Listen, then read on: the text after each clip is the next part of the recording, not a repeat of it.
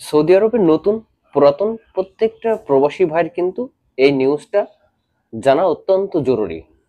আপনি যদি এই নিউজটা সম্পর্কে না জানেন তাহলে অযথা বিপদে পড়বেন এবং হতে পারে সর্বোচ্চ 1,00,000 রিয়াল পর্যন্ত জরিমানা। দেখুন, ইতিমধ্যেই কিন্তু সৌদি সরকার থেকে ঘোষণা এসেছে যে 23শে এপ্রিলের পর মক্কাতে প্রবেশ সম্পূর্ণ নিষেধ। সৌদি আরবের বিভিন্ন গণমাধ্যম থেকে এই নিউজটা প্রচারিত হচ্ছে এবং বিভিন্ন সোশ্যাল মিডিয়া বা ইউটিউব চ্যানেল বা সংবাদ মাধ্যম থেকে এই নিউজটা আমরা পাচ্ছি। কিন্তু অনেক প্রবাসী ভাই এখনো জানে না যে মক্কাতে কেন প্রবেশ নিষেধ করছে আর কিভাবে প্রবেশ করতে পারবেন আপনারা যারা মক্কাতে অবস্থান করছে। দেখুন, 23শে এপ্রিলের পরে মক্কাতে যারা অবস্থান করছে তারা বের হওয়ার জন্য পারমিট লাগবে এবং মক্কাতে পুনরায় ঢোকার জন্য পারমিট লাগবে। এবং আদার যেসব রিজন আছে, যেমন শুধু মক্কা শহর বাদে অন্যান্য শহরের কোনো কর্মী বা প্রবাসী ভাইরা মক্কাতে কিন্তু প্রবেশ করতে পারবেন না। আপনাদের জন্য একদমই নিষিদ্ধ।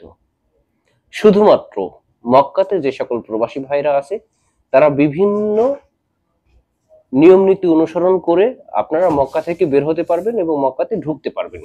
যেমন আপনি আপনার নসুক থেকে আবেদন করতে হবে, আপনার অবসর আইডি থেকে আবেদন করতে হবে যে আপনি ঠিক এতটা সময় মক্কা থেকে বের হবেন এবং আবার এতটা টাইমে আপনি মক্কাতে ঢুকবেন।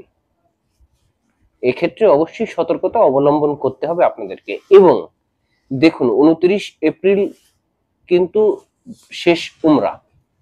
যারা উমরা করতে যাবেন তাদেরকে আবারও বলছি, আপনারা ইচ্ছা করলে 29 তারিখের আগে উমরা শেষ করে আবার মক্কা থেকে ফিরে আসতে পারবেন বা ব্যাক করতে পারবেন, কিন্তু 29 এপ্রিলের পরে কোনো মতেই মক্কাতে থাকতে পারবেন না। সুতরাং যারা ইতিমধ্যে যাবেন তাদেরও একটু জানিয়ে দিচ্ছি, সেটা হলো আপনারা নাসুক অথবা আতামারনা যেসব অ্যাপস আছে এবং সেই সকল অ্যাপসের মাধ্যমে আপনাদেরকে পারমিট নিতে হবে মক্কাতে প্রবেশের জন্য এবং পারমিট এবং সমস্ত ডকুমেন্টস রেডি থাকতে হবে। তাহলে আপনারা মক্কাতে ঢুকতে পারবেন উমরা করার জন্য এবং আবার নির্দিষ্ট সময়ে বের হয়ে আসবেন, তাহলে ঝামেলায় পড়বেন না। সুতরাং এই ভিডিওটি সমস্ত প্রবাসী ভাই শেয়ার করুন, কারণ আমি চাই না আমার কোনো প্রবাসী ভাই বিপদে পড়ুক সৌদি আরবে। ধন্যবাদ, সবাই ভালো থাকবেন।